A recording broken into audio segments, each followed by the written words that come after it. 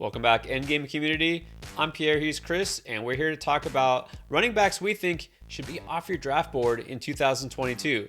That's right, these guys, you know what? They might be fine players, but they are going to be overhyped and probably drafted way too soon, so we are going to avoid them. Chris, you're up first. Give me a running back you think is just getting way too much hype already. Look, I like Rashad Penny. I'm happy for Rashad Penny, but this feels like a total trap heading into 2022. It seems like every year there's a running back who dominates down the stretch and then is overdrafted the following year, and it feels like it's going to be Rashad Penny this year. I'm getting kind of Mike Davis feelings from last year. Remember, he signed with the Falcons. They didn't draft anybody. Everybody thought, oh my goodness, this is Mike Davis's backfield. And it kind of was, but not really. It was kind of Cordero Patterson's backfield, I guess. And this is the problem when you have a guy who hasn't done really much throughout his career and then gets hot at the end of the season. Is it because the guy suddenly got really good at football, or did he just get hot at the end of the season? And you got to also think he had fresh legs down the stretch when everybody else on defense was tired and beat up from playing an entire season. So, asking Rashad Penny to last through a full season of being the guy, getting all the carries, I just think it's too much. But people are going to draft him as a guy that they expect to be, a workhorse every week, must-start running back, and I just don't see it. Yeah, we know the talent is there. I will say he's probably a more talented running back than Mike Davis, former first-round pick. We know all that. But is he ever really going to stay healthy for more than a few games at a time? That's one thing at least Davis does have is consistency. So as much as I hate to agree, I do agree. Penny's just going to be probably drafted too high next year. Someone who's going to be drafted even higher, I guarantee too high again, for my blood, is DeAndre Swift, who we saw going in the first round a lot of times this year. And so, kind of like with Penny, injuries have been an issue, right? First couple years in the league, he's missed several games, different issues, right? Not one severe injury, it's always something. He averaged 4.1 yards per carry this past season. That's nothing special, right? He had a couple of big games. He had a couple of bad games. This is a bad offense. Is it going to be that much better next year that we think all of a sudden his fantasy value is just going to jump up? Offensive coordinator Anthony Lynn is gone. This was a guy who's supposed to be very favorable to running backs, and that was a lot of the reason people were on the Swift hype train this year. Do we really think that all of a sudden he's going to be used more next year? I think this is one of these players that the fantasy community keeps convincing themselves is going to be a breakout stud. What do we realistically want to expect out of the starting running back for the Detroit Lions, who is still going to share carries with somebody, whether it's Jamal Williams or somebody else? So let's stop trying to make him out to be a first-round value. He's not. So I'm still going to be off of Swift. All right, who else are you backing off of next year? I did mention this guy briefly, and he was one of the best stories of 2021, and that was Cordero Patterson, a journeyman player, wide receiver, special teamer guy who never really, found a role or found a home. And then Atlanta found a role for him, and they unlocked him. They had him running the ball out of the backfield, catching passes out of the backfield, lining up as wide receiver, and it looked like finally Cordero Patterson was getting used the way he probably should have been used his entire career. But what happened down the stretch? That all went away. They stopped using him.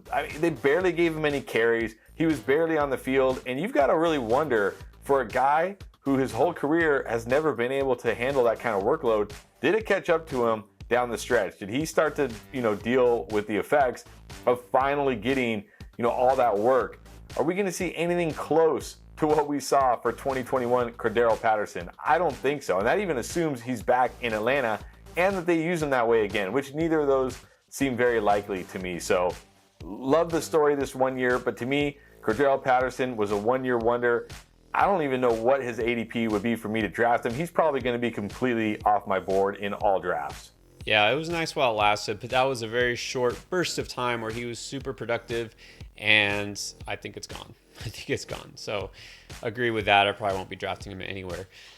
All right, now, here's another player that the fantasy community just loves probably way too much, and that's A.J. Dillon. And he was a solid value if you took him this year, but not spectacular. So he finished overall in PPR leagues as the RB22. He was never really a week winner, not a league winner. He was fine. I get that. There's no problem with him. But even so, that was with, increased usage. Aaron Jones missed a little bit of time. And what happened? Did A.J. Dillon just take over and wreck the league? No, he was fine. And so if you want a guy who's in a timeshare and will be fine, take him, but let's stop pumping him up to be more than he is, right? And that's the problem I have. Again, his ADP is just too much. And the upside, I think we've seen it. Unless Aaron Jones happens to miss the entire season, you know what the worst case scenario is? Aaron Rodgers doesn't come back, which is very possible. And Devontae Adams doesn't come back. And this offense is a lot worse. So I think we've kind of seen almost the best case scenario with him. And we haven't seen the possibility of what the worst case could be. So in early drafts, I think there's a lot of risk here, believe it or not. So I think once again, we have to kind of fade A.J. Dillon. Take him for what he is, right? I would have him as my third running back. Maybe if I have Aaron Jones, take him as the backup. But let's stop making him out to be a star in the making, because he's just not going to be. All right, one more running back you think is going to be way overhyped for next year. Yeah, I love this player too, and I did talk about him on our mock draft worst picks video, but it is James Conner. Another great story last year, great comeback right after a couple down years in Pittsburgh, couldn't stay healthy, had a resurgence in Arizona, especially in those 4 or 5 games where Chase Edmonds was out. But what did he do in the other games? Really, he did very little other than find the end zone almost every single week. And while that's great and it helps your fantasy team, it's not sustainable. You can't just expect the guy to score a touchdown every single week. It's never happened in the history of the NFL, and it won't happen for James Conner next year. And when he doesn't score, he's going to give you very little, because when Chase Edmonds and James Conner are both healthy, this is a 50-50 timeshare, and Chase Edmonds gets more of the passing work. So love James Conner, love the player, love that he found a great home in Arizona and had a resurgence in 2021. But people are going to draft this guy as a solid RB2, and I just don't think he's going to be that even close. So unfortunately, we'll not be drafting James Conner in 2022. Absolutely. The one thing you don't want to chase is touchdown rate. You know, that's something that is not something that usually sustains from year to year, especially who knows what Arizona is going to look like next year. That team just kind of sank really fast in the second half of the year.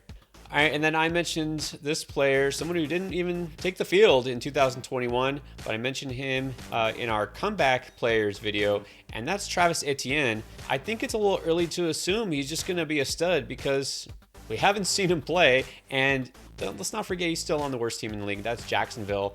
You know, the James Robinson injury, very unfortunate. Somebody's got to take over. It's not just going to be Travis Etienne. It's going to be somebody else. There's a lot of changes that need to be made in Jacksonville. They still need a better offensive line, right? This isn't necessarily going to be the most dominant running game.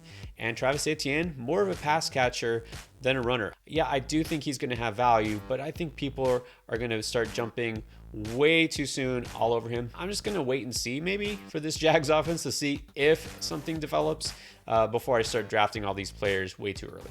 All right, so those are some of the running backs we think are going to be way too overhyped heading into 2022.